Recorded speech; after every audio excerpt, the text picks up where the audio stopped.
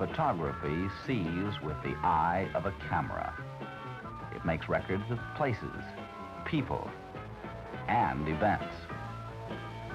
Photography lets you see the world about you without ever leaving your classroom.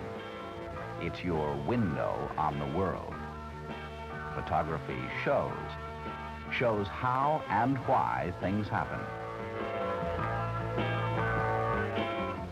And now, through photography, Kodak brings you this edition of Screen News Digest.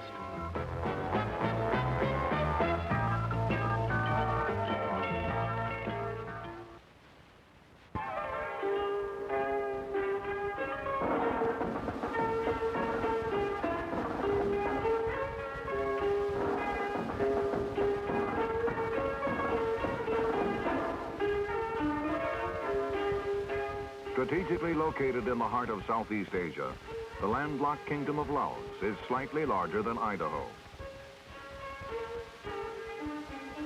It is a primitive land.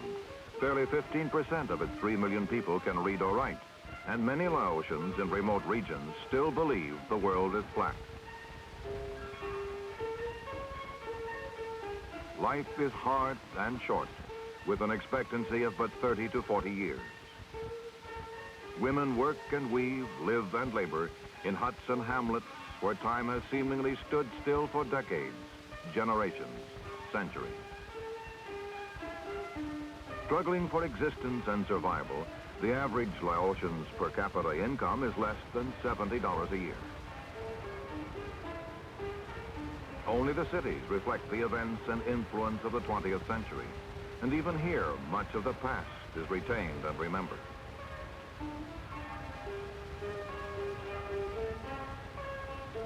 Thrust into the turmoil that has gripped Southeast Asia for 25 years, the Kingdom of Laos has passed from colonialism to independence to civil war.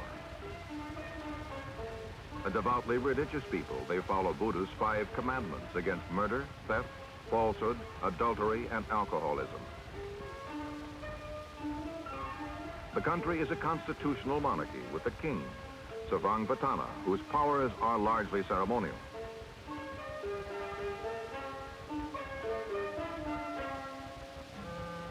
Limited independence came to Laos in 1949, after 56 years as a French protectorate and a brief occupation by Japanese forces in World War II. The country was granted sovereign status in a French Union of Indochina states. With the end of the Indochina War in 1954, Laos was given complete independence. A year later, she was admitted to the United Nations. The Laotian government sets up a royal capital at Luang Prabang and an administrative capital at Vientiane. But with independence comes conflict, nurtured in the mountainous northwest provinces of the strategic kingdom. Under Prince Souphanophong, a communist movement is formed to challenge the government in Vientiane. The rebels call themselves the Pathet Lao, meaning land of Lao, and they are supported and supplied by communist sympathizers in North Vietnam.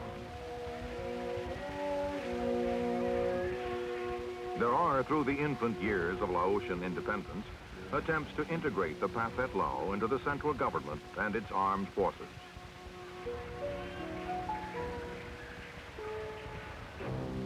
But the efforts fail, and the communists continue their war of insurgency. Strengthened from within and without, the Pathet Lao stream into, through, and out of the jungles that provide them sanctuary. Sweeping out of the provinces that border on China and North Vietnam, the rebels are better trained, armed, and disciplined. Government forces suffer rout and retreat, withdrawal and defeat, as the Pathet Lao forces extend their grip on the country, spreading out of the northern provinces to sweep south and west toward the strategic plain of Jars. By the spring of 1961, the rebel forces appeared to be in a position to take over the entire country.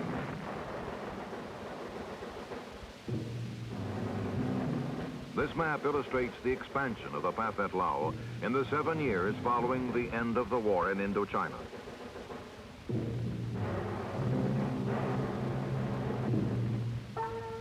Tens of thousands of refugees are caught up in the spreading conflict, uprooted from their ancestral homes with only the worldly goods they can carry on their backs.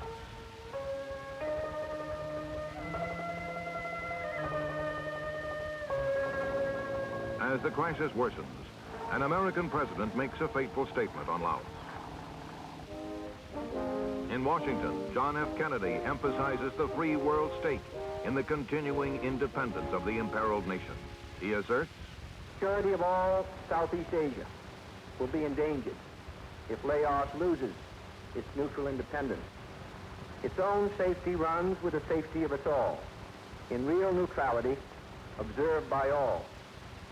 I want to make it clear to the American people and to all the world that all we want in Laos is peace, not war. A truly neutral government, not a Cold War pawn. A settlement concluded at the conference table and not on the battlefield. Our response will be made in close cooperation with our allies and the wishes of the Laotian government.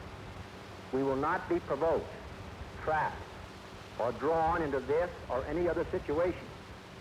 But I know that every American will want his country to honor its obligations to the point that freedom and security of the free world and ourselves may be achieved." President Kennedy's words are transformed into increased economic and military aid for Laos. More than $50 million a year in arms and equipment are flown into the country.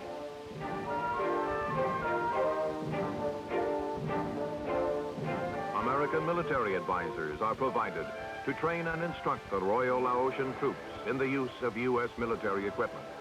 But no American combat troops are sent into the country.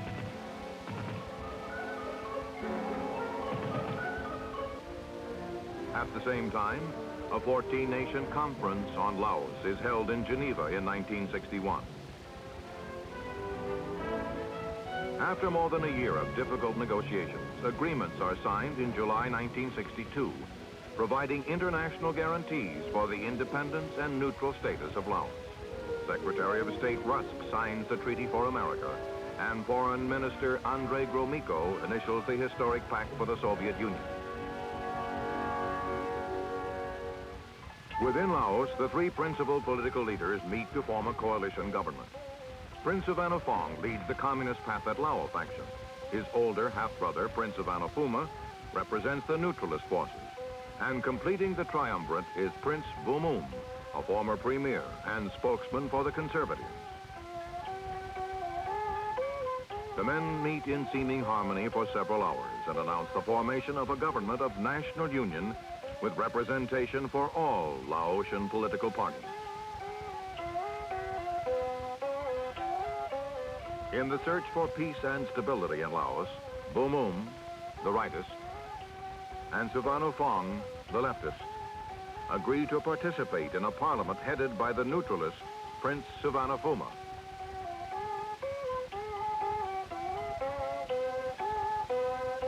But within a year, the agreement breaks down.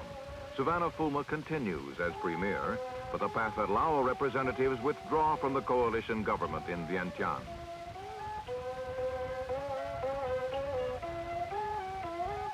The civil war resumes, and once again, forces loyal to the central government and King Patana are severely tested by the communist armies of the Pathet Lao.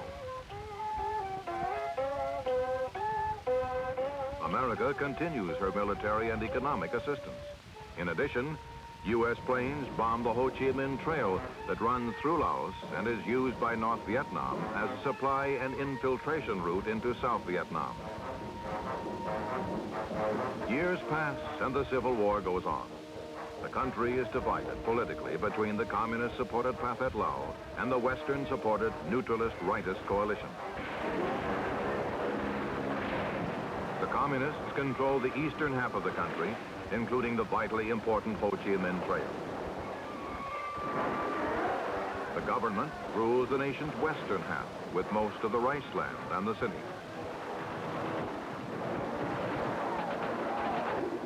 Early in 1970, the Pathet Lao forces mount a new attack on the plain of Jars and overrun the strategic gateway to the country's major roadways. Casualties are heavy as the government forces once again are put to rout. The crisis raises new concerns over America's commitment to the defense of Laos as a neutral nation. Government leaders report a continuing buildup of North Vietnamese troops in Laos. By spring of 1970, the figure is said to have reached 67,000. Without aid from the free world, Laos cannot continue to survive as a neutral and independent nation.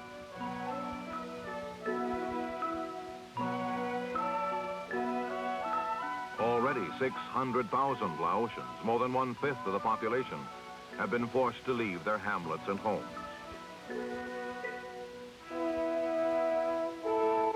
Other thousands have laid down their lives. In an official statement spelling out American policy on Laos, President Nixon confirms that the United States has stepped up its combat air support in Laos and increased its military assistance to the government of Premier Sivanaphuma. But the president emphasizes America has no plans for introducing ground combat forces into Laos. At the same time, he appeals to Russia and Great Britain to initiate diplomatic moves to end the war. Prince Sivanaphong responds with a proposal that peace talks begin after the United States has halted its bombing raids on the Ho Chi Minh Trail.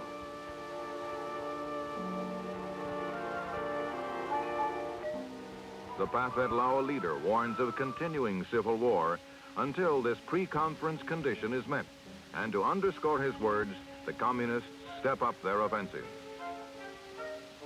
In Vientiane, Premier Sivanaphuma rejects the terms laid down by his half-brother. But even as he speaks, the Pathet Lao forces overrun and capture a city only 90 miles from the administrative capital.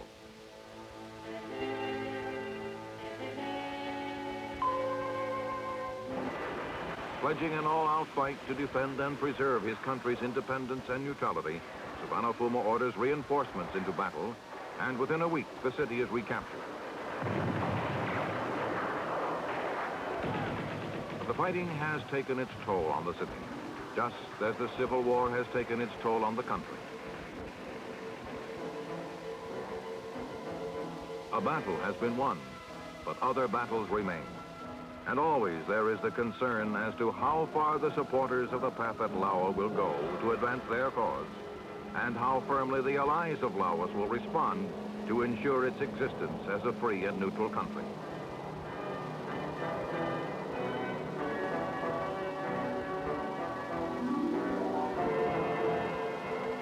Thus, on jungle trails and in lonely frontier villages, the search for peace goes on. A search that has proved so difficult, so elusive, so heartbreaking in Laos and in all of Southeast Asia.